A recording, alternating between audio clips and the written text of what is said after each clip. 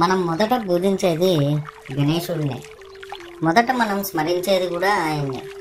పూర్ణ కుంభం లాంటి ఆ దేహము, బాణ వంటి కడుపు, పరిపూర్ణమైన ఈ జగత్తుకు గుర్తు. ఏనుగు తల, సన్నని కళ్ళు మేధస్సుకి సంకేతాలు. వక్రతుండము ఓంకార ప్రణవనాదానికి ప్రతీక. ఏనుగు లాంటి ఆకారాన్ని మోస్తున్నది ఒక చిన్న ఎలుక. అదే మన ఆత్మలోని చమత్కారం. ఆ పొట్టను చుట్టి ఉండే పాము శక్తికి సంకేతం. 4 చేతులు మానవాతీత సామర్థ్యాలకు, తత్వానికి సంకేతం. చేతిలో ఉన్న పాశ అంకుశములు బుద్ధి మనస్సులను సన్మార్గంలో నడిపించేందుకు సాధనాలకు ప్రతీకలు. మరో చేతిలో కనిపించే దంతం కూడా ఆయనదే. వ్యాస భగవానుడు మహాభారతం రాయ సంకల్పించినప్పుడు తన దంతాన్ని విరిచి గంటంగా మార్చాడు. ఇదంతా విజ్ఞానం కోసం చేయవలసిన కృషికి, త్యాగానికి సంకేతాలు. మరొక చేతిలో కనిపించే మోదకం ఉండ్రాయి ఉంటుంది. కొందరి ప్రకారం అది వెలక్కాయ. భక్తులు తక్కిన దేవతల ఎదుట తప్పులు చేసి ఉంటే క్షమించమని చంపలు వేసుకోవడం ఉంది, కానీ వినాయకుని ఎదుట మాత్రం గుండీలు తీయాలి. ఇలా ఎన్నో ప్రత్యేకతలు, నిగూఢ సంకేతాలు కలిగిన అధినాయకుడే మన వినాయకుడు. మరి ఇంతకీ వినాయకుడు ఏకదంతుడు ఎలా అయ్యాడో ఈ ఎపిసోడ్లో చూద్దాం. స్వామి, ఈ డివైన్ టేల్స్ ఛానల్లో వచ్చే ఈ ఎపిసోడ్స్ వల్ల నేను కాకుండా మన భక్తులు, ప్రేక్షకులు కూడా ఇలా తెలుసుకున్నారు. అవును, అంతేకాకుండా వీరి ప్రయత్నానికి నా ఆశీర్వాదాలు ఎప్పుడూ ఉంటాయి. మరి ఇంకేంటి మూషిక? ఇంకా నాకు కొన్ని సందేహాలు ఉండిపోయాయి స్వామి. వాటిని కూడా నివృత్తి చేసే అంతకన్నా భాగ్యం ఏముంటుంది స్వామి? ఓ, తప్పకుండా నివృత్తి చేస్తాను. కానీ ఏంటి స్వామి? ఏమిటంటే, ఇంతటి మంచి ప్రయత్నం చేస్తున్న ఈ ఛానల్ ని... ఓ అదే స్వామి, నేను చెప్తా. ఇంకెందుకు ఆలస్యం, చెప్పు. ఈ ఛానల్ చూసే ప్రతి ఒక్కరూ సబ్స్క్రైబ్ చేసుకుని మీ స్నేహితులకు, బంధువులకు షేర్ చేసి లైక్, కామెంట్ చేయండి. మర్చిపోకండి. ఇదేనా స్వామి? ఎలా చెప్పాను? బ్రహ్మాండంగా చెప్పావు. ఇంతకీ నీ సందేహం ఏమిటి మూషిక? ఓ అదే స్వామి, అది ఏమిటంటే మీరు ఏకదంతుడు ఎలా అయ్యారు స్వామి? తప్పకుండా చెప్తాను మూషిక. కార్తవీర్యుని వధించిన అనంతరం పరశురాముడు తన గురువైన పరమశివుణ్ణి దర్శించుకోవాలని కైలాసం వెళ్ళాడు. ఆ సమయానికి శివపార్వతులు ఏకాంతంలో ఉన్నారు. బయట ఉన్న నేను పరశురాముణ్ణి లోనికి రాకుండా అడ్డగించాను. అవునా? మరి తర్వాత ఏమైంది స్వామి? దాంతో పరశురాముడు ధిక్కరించడంతో నేను నా తొండంతో పరశురాముని పైకెత్తి పడేశాను. Wow, interesting. మరి ఆ తర్వాత? దానికి ఆగ్రహించిన పరశురాముడు తన చేతిలోని గండ్రగొడ్డల్ని నాపై ప్రయోగించడంతో ఒక దంతం ఊడిపడింది. ఆ చప్పుడుకు ఉలిక్కిపడిన పార్వతీ పరమేశ్వరులు బయటికి వచ్చారు. అయ్యో అవునా? మరి మీ మమ్మీ ఏమీ అనలేదా?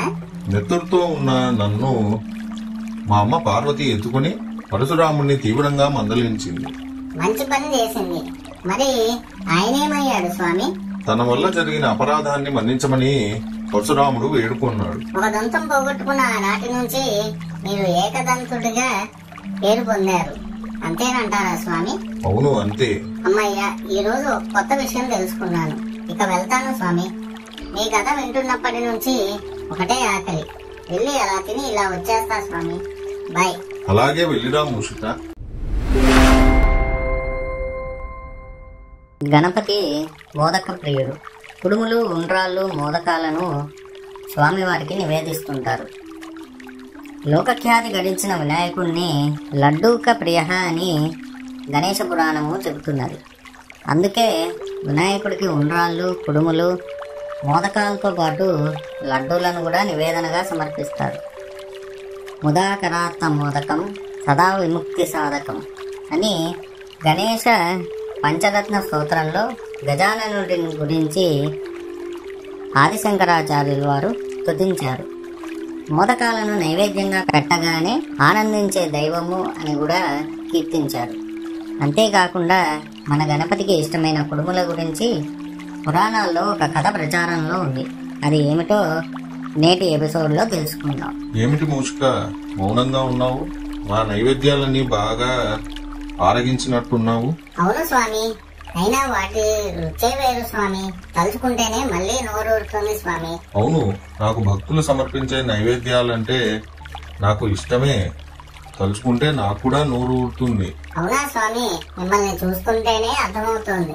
ఇక ఆపుతావా? ఈ ఎపిసోడ్ నైవేద్యాల గురించి కాబట్టి బ్రతికిపోయావు. అమ్మో వద్దులే స్వామి, ఆపుతాను. అలా రా దారికి. స్వామి, మీకు సమర్పించే నైవేద్యాలకు ఏమైనా నేపథ్యం ఉందా? అంటే ఫలానా నైవేద్యాలు పెట్టాలి అని. ఓ అదా, లేకే ఉంది. వింటావా? ఓ తప్పకుండా చెప్పండి, వింటాను. అసలే నైవేద్యాల గురించి అంటున్నారు కదా, సెలవివ్వండి స్వామి. సరే విను. ఒకసారి నాతో కలిసి శివపార్వతులు అరణ్యంలో సంచరిస్తుంటారు. అప్పుడు నాకు ఆకలి వేయడంతో సమీపంలో ఉన్న అత్రి మహాముని ఆశ్రమానికి వెళ్తారు. అక్కడికి ఎందుకు వెళ్లారు స్వామి? వింటావా ముందు? అలా వెళ్లిన మాకు ఘనమైన ఆతిథ్యం ఇస్తారు అత్రి మహర్షి, అనసూయాదేవి. మీరు బాగా లాగించినట్టున్నారు కదా. అవును, ఆకలిగా ఉన్న నాకు పంచభక్ష పరమాన్నాలు చేసి వడ్డిస్తుంది అనసూయాదేవి. ఎంత తిన్నా నాకు ఆకలి తీరదు. అవునా, మీరు మంచి ఆకలి మీద ఉన్నట్టున్నారు స్వామి. అప్పుడు ఏమైంది స్వామి? అప్పుడు ఆ ఇల్లాలు వరిపిండితో చేసిన కుడుము ఒకటి నాకు ఇస్తుంది. అది తినగానే నా బొజ్జ నిండి 21 సార్లు త్రేయించానట. ఏంటి 21 సార్లా? అవును, అప్పటి నుంచి 21 కుడుములు, 21 ఉండ్రాలు నాకు నైవేద్యంగా పెట్టడం మొదలు పెట్టారు. అవునా, అన్నీ మరి నాకెక్కడా కనిపించలేదు. అందుకే పూర్తిగా వినమనేది. కోప్పడకండి స్వామి. సరే విను. అలా 21 కుడుములు, 21 ఉండ్రాలు నాకు నైవేద్యంగా పెట్టి ఒక్కొక్కటి నాకు ఇచ్చి 10 చొప్పున దానం చేసి మిగతా వాటిని ప్రసాదంగా తినే సంప్రదాయం ఏర్పడింది. అవునా స్వామి? అంతేకాకుండా నా మండపాల్లో కుడుములకు ప్రతిగా లడ్డూలను నాకు సమర్పించే ఆచారం కూడా ఉన్నది. అవును స్వామి. అది మూషిక నైవేద్యాల కదా.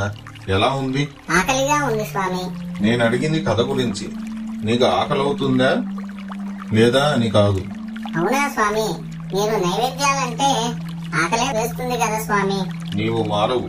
ఇక వెళ్ళి ఆరగించు. సరే స్వామి, నా బాధ అర్థం చేసుకున్నందుకు ధన్యవాదాలు స్వామి. ఉంటాను స్వామి. Bye bye.